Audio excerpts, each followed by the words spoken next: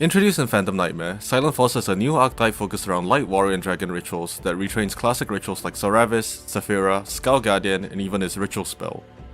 The result is a deck with a simple but effective game plan, capable of ritual summoning impressive bosses with ease. The question is, will Silenforcer be enough to bring ritual summoning back to prominence?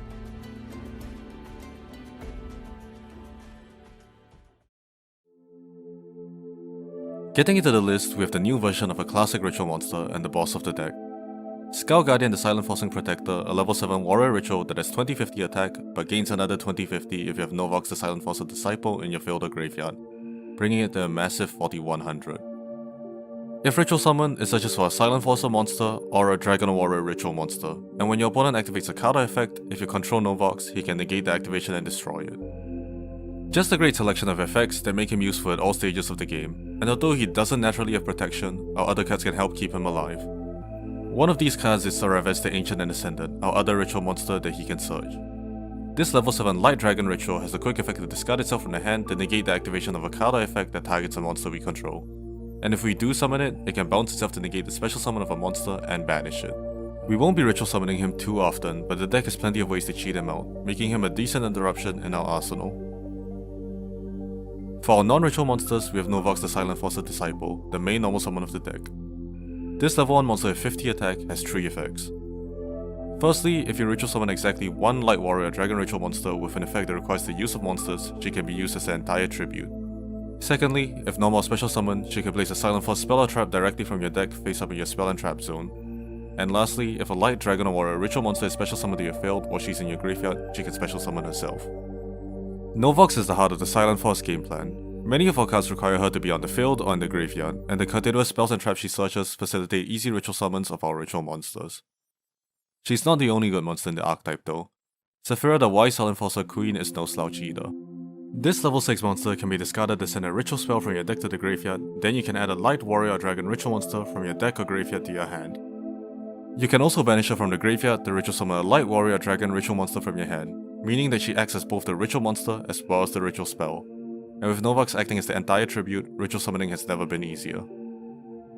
The last Silenforcer monster is Soravis the Sagely Silenforcer Dragon, a level 7 that gives you special summon from your hand by shuffling 2 spells from your grave or hand into the deck, including at least 1 ritual spell. When your opponent activates a counter effect, he has the quick effect to bounce himself to your hand and special summon a Light Dragon or Warrior ritual monster from your hand or deck, but is shuffled into your deck during the end phase of the next turn. Soravis is just a useful card that helps us recycle our spells, and if needed, he can serve as an additional interruption by summoning a ritual monster we don't already have on field. Other than that, we run a good amount of hand traps, Maxi, Ash Blossom, and Effect Veilless. For our spells, we have quite the lineup.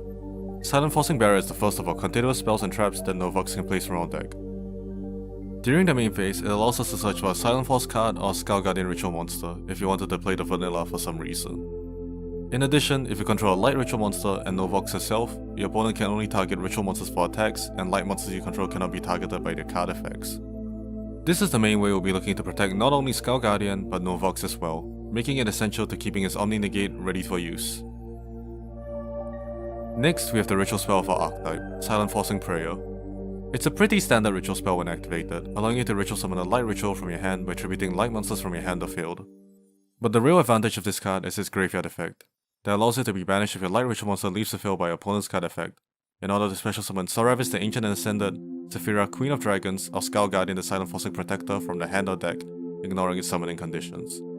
We'll mostly be sending this from our deck to the graveyard using Saphira, so the graveyard effect is extremely nice to have. And because it mentions our rituals by name, it allows us to run pre-preparation of rites for consistency. For the rest of our spells and traps, we have Pot of Extravagance and Prosperity for more consistency, as well as Call by the Grave, Crossout Designator, and Triple Tactics Talent to help play through Disruption, as well as Infinite Impermanence for more hand traps. Lastly, we have our other Silenforce continuous spell and trap, Silenforcing Authority. This continuous trap allows you to activate one of 2 effects during the main phase. Firstly, you can shuffle a Light Warrior Dragon ritual monster or ritual spell from your hand or graveyard into your deck, then take a Silenforce monster and either add it to your hand or special summon it. Although you cannot summon ritual monsters with this effect, you can summon our non-ritual Soravis which can, allowing us to indirectly summon ritual monsters. Alternatively, you can use the second effect of Silenforcing Authority, which allows you to target cards your opponent controls up to the number of Light Warrior and Dragon ritual monsters you control to destroy them as well as discard. These are both great effects, helping our resource game, or serving as interruption or removal. And since Novox places it face up from your deck, you can use it immediately. A common setup is to use Silenforcing Authority on your first turn to summon Seravis. Then on your opponent's turn, you can use it to destroy their cards, effectively acting as 2 interruptions in 1 card. For our extra deck, it doesn't really matter much since we barely go into it, so we're free to fill it with the good generic cards that you prefer, and even some ritual specific cards like Dino Mondo.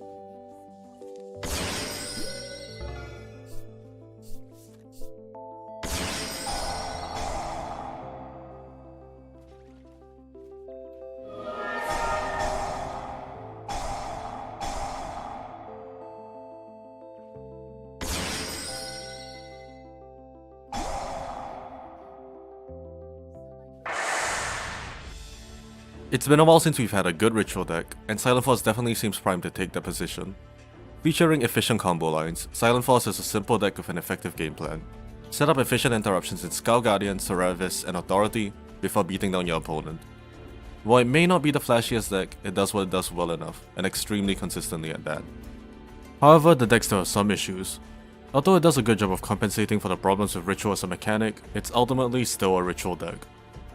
Silenforce can usually find their way to a decent play as long as they can Ritual summon Scout Guardian, but they're prone to interruption, as preventing any of their pieces from resolving commonly leaves them unable to Ritual summon or to get an essential piece like no Vox on the field. Thankfully, due to the deck's compact nature, it has space to run extra engines such as the Dogmatica package, giving them a better ability to play through interaction and a stronger end board. That being said, the deck is still competent standalone, and if you're looking to play Ritual monsters, there's really no better option at the moment.